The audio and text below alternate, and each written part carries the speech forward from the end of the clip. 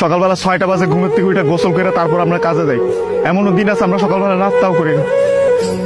রাতের 8টার পরে আসি কাজ থেকে, আইসা যে খানা খামো ওই শক্তিটাও থাকে না, সেখানে আমাদেরকে রান্না করে তারপর খাইতে হয়। আমাদের কোনো ছুটি নাই। একদিন আমরা ছুটি পাই, ওই দিন আমরা ঘর গুছাইতে, কাপড় ধুইতে, এটা সেটা করতে করতে চলে যায়। কাপড় ধোয়ার জন্য যে মানুষ রাখবো, মানুষ রাখলে তো টাকা যাবে, বেতন দিতে হবে ওদের। ওই টাকাটা বাসায় আপনাদেরকে পাঠাই, তারপর ওইটা দিয়ে আপনারা ফুটা দিবেন। আর এই যে ইস্ত্রি করা, এই যে ভাজ আলা কাপড় বেড়া ঘুরেন।